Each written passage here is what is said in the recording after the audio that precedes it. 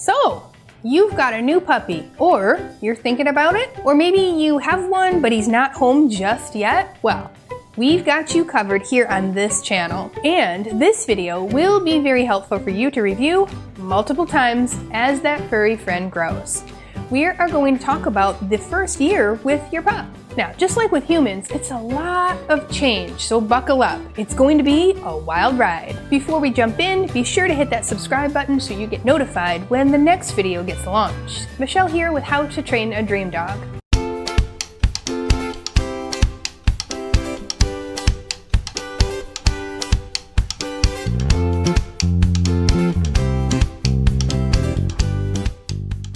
Okay, I'm going to start at the beginning, where you are first bringing your puppy home, like most new puppy owners. This is usually the 8-week or 10-week mark. That's the ideal time anyway. The first phase is what I like to call jet lag. Now, I'm not going to assign specific days or weeks to this phase because each dog is different, but I'll describe to you what you might see in it, and I bet you'll recognize it when it happens. Let's do an analogy. You are going to a new country. Let's call it Puplandia. It's very far away and there's no information online about it, and you are going all by yourself. That is what it's like for your puppy, leaving his litter mates and mama dog and coming to your house. So you get off the plane and you're suddenly immersed in everything new. Sights and the sounds and the smells and the language and the way they look and how they dress and the food. Everything. You probably are really overwhelmed as you come out of the airport, and you probably don't feel like eating much. Can you imagine if someone comes up to you with the big bowl of the national food of Puplandia? Would you like some kibble casserole? Oh, no thank you. Not quite yet. I'm a little overwhelmed. Sure, you'll want to dig in eventually, but you probably need a few days until you're ready. Your pup likely won't eat much when he first comes home, and many puppies refuse treats at first too. Now, this will be the time when you keep your expectations low and your patience high. This will be the first time you apply the concept train the dog in front of you. Maybe you've been waiting for a few weeks for this little guy to come to your home. Maybe you've been binge watching all my other videos and my online puppy training course. You made a good choice on those. But that puppy likely isn't ready for training just yet. Similar to how you wouldn't be ready to jump into language class on day 2 in Puplandia. I mean, you're still sleepy from the long trip and you don't even know how to order a cup of coffee yet. Give it time. Let your puppy adjust. You'll notice when he's more settled and ready to dive into those fun games. During this time, focus on building a schedule and a routine. Note the puppy's activities, like when he poops and he pees, when he naps, and when he has a little more energy to play. Feed him on a regular schedule and watch for signals that he needs to go to the bathroom. These will be subtle, but the more you're noticing all the activity on the potty chart, the more you're going to pick up on them. So right now is the ideal time to be using the amazing tools in the new puppy starter kit. It has a potty training lesson and a bell training lesson included. Now, there's also a sample puppy schedule as well as a potty training troubleshooting document. That's maybe like 10 pages long. It can guide you through the issues that you're having and the most common reasons for them. Have you ever heard the phrase, follow you around like a little puppy? Yep, that's the stage. The pup will likely seem to be very good at sitting and coming when called, until he's not. I hate to break it to you, but right now he's pretty compliant. It's gonna get worse before it gets better, but you're gonna work through it with time and training. Now, this is the time to be focusing on crate training, introduction to the leash, and potty training. Like I said before, he'll let you know when he's ready for more skills and when you can dive more deeply into my 30-day to puppy perfection course. One more thing to note, you might experience some frustration or even regret. This is pretty common.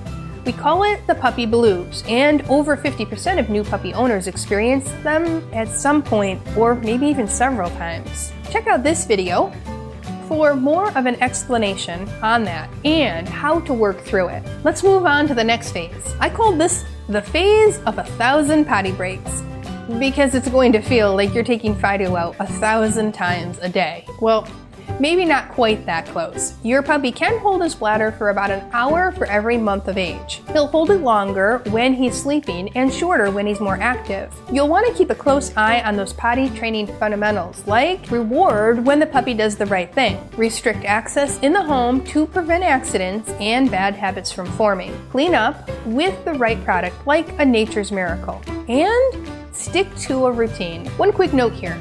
Have you chosen the behavior you want your puppy to exhibit when he has to go potty? If you don't know how he's going to signal to you, he definitely doesn't know either. I recommend the bell training method so he can ring-a-ding-ding when he has to go out. The full lesson on that one is in the new puppy starter kit. This is also the phase when exposing your puppy to new and different things is critical. Many people call this socialization, but socialization implies just hanging out with other dogs.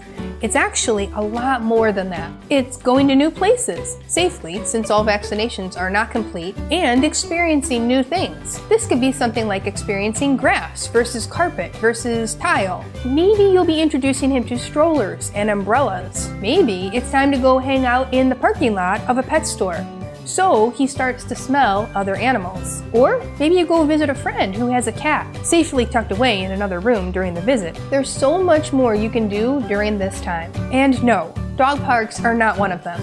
Not now, not ever, if you ask me. Check out this video here for more info on how to help your pup experience all kinds of new things before vaccinations are complete. You can also peek at this video all about socialization and exposure training. There are some really good tips in there too. Now, what else happens at this time? Well, leash skills start right about when you get home, since you'll want to use a leash when you take him out for potty breaks. But during this second phase, you're really cooking with gas. I mean, you're really working on those skills. Did you think that practicing leash skills meant walking through your neighborhood by chance? Nope. In fact, that's the last step in leash training. We want to work on this at home, in a calm and non-distracting environment, and practice it a lot before we head out into the big world. But your pup will need some exercise in order to settle well during that downtime. Check out this video for good options on exercise. And if you haven't heard of decompression walks by now, you'll definitely want to know more about those. We recommend those happen as often as possible, as early as is safe. More info on that in the video I mentioned. What else can I tell you about this phase? Well, there's chewing and biting. Yeah, that's not so fun for the humans, but it's natural for the dogs, so we can't really blame them. You can redirect them to something appropriate to chew on, much like we give a baby a pacifier, and I've got videos to help you with those things too. But there isn't one thing that's causing the biting, and there isn't one thing that will make the biting stop. So check out this one here when you're done with this video. Now, we have to look at the puppy's day-to-day activities in order to address all the factors that may be playing into the biting. We can't solve this issue for you in just one YouTube video, but we can give you some good tips to get you started. Our online course is really where the magic happens, and we can really help you with these behaviors and a ton more. All right, let's move on to phase number 3. I like to call this one the big outside world. That's because this phase usually coincides with the vaccines being completed, and you're probably ready to head outside. But is your puppy? Have you done all that pre-training so he knows what to do when he's on the leash? Have you dialed up that training dial slowly so that when he gets outside he's not overwhelmed? It is pretty common to take some time, maybe weeks or even a couple months, for your puppy to really love those neighborhood walks. In fact, the first few days or even a week will probably be more like driveway walk. That's about how far pups can get before they say, all done. And as puppy parents, we have to respect that limit and only push them as far as they're ready for. Now, if you haven't started it, you'll soon realize that impulse control training is also super important. Counter surfing, picking up sticks and grass and dirt, and getting a little more curious at home. And finding out all the areas that aren't puppy-proofed. Yeah, that's what you can expect too. Now, if you have a larger dog, you'll really want to get those leash skills underway so he doesn't pull your arm out of your socket when he sees a squirrel. Just like with chewing and biting, chasing squirrels is also normal behavior, but it's up to us to teach him what we want him to do instead and help him see why that's a better choice. Keep in mind that when you first take your pup out on walks, he may not be comfortable enough to go potty. You might be frustrated, since you were hoping those walks would alleviate a few of those mini potty breaks. Yeah, that'll happen, but it could take a while. Alright, moving on to the next phase. I call this manners and more exercise. As you expose your pup to new things, you'll start to see where the holes in your training are and where you need to do some more work at home. This would be things like taking your pup to a restaurant or setting up doggy play dates with similar size and temperament canines. Or maybe you take your puppy to the hardware store for his evening walk. You'll notice what might be lacking in your training regimen and add that into your practice at home. During this time, pups are getting really curious. They might have some behavior that has been accidentally reinforced, and it's common to call them stubborn, except they're not stubborn. Now, I've said it before, and I will say it again. Anytime you call your dog stubborn or bad, you are judging their potential based on your limitations as their trainer. Did you know that around 6 to 9 months of age, it's the most common time for dogs to show up at shelters or to be rehomed? The dog is getting more curious. They're no longer that sweet little puppy who sleeps on your lap like a potato. And any bad manners they have will likely be multiplied. But you're watching my channel, so I know you're working hard on this to avoid all that. This is where training really needs to dig in. But as humans, we often become complacent. Just like you put in a ton of effort during the potty training phase, you reap what you sow with the skills training too. Keep it up and you will see that dream dog you have always wanted. Now, before I share my last tip with you, go ahead and hit that subscribe button. Okay, the last phase I call freedom and regression. As your dog gets older and more trustworthy, you might open him up to new rooms of the house. Maybe he can even hang out in the living room with you while you're watching TV. Or maybe he can be out of his pen while you eat or cook. This is what we strive for.